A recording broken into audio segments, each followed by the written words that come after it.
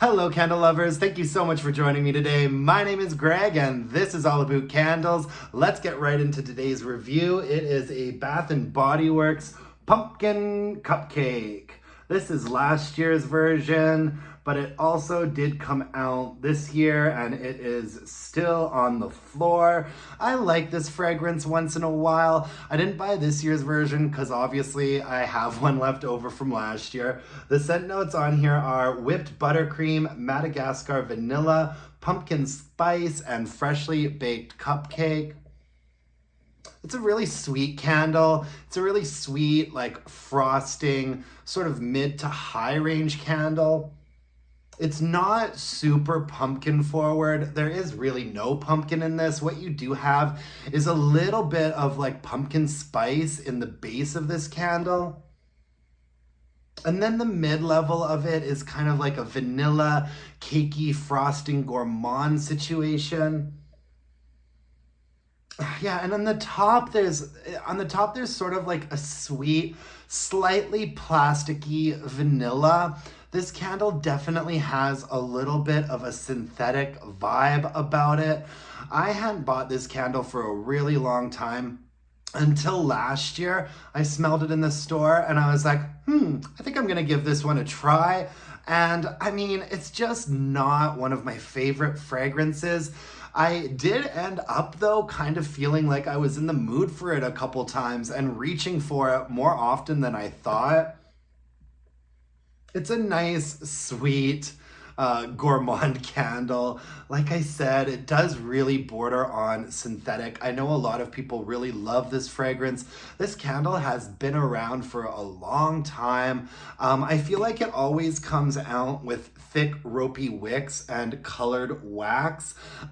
This year, it also has thick, ropey wicks. I took a look at it in the store, and it has a really lightly colored wax. I'm guessing it's gonna perform exactly the same as this one, which is okay, but not great.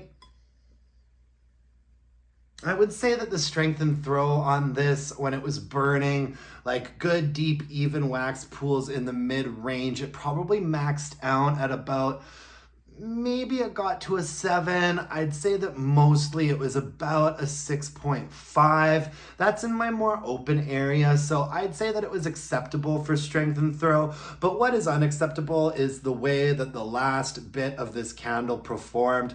It burned pretty nicely up until there was about 1/3 of it left. I mean, this is just a tale as old as time.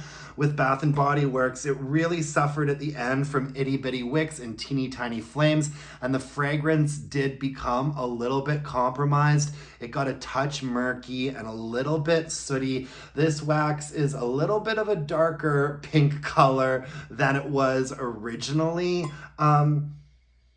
Yeah, I mean, it's an okay one. It's not one of my favorites. I probably will repurchase this again at some point in my life. You know, when you're kind of just browsing around and, you know, just kind of trying to want to get something, and you think maybe this is going to be the year that you really fall in love with it because it smells all right in the store on cold, and then you're always a little bit like let down. This is kind of one of those candles for me.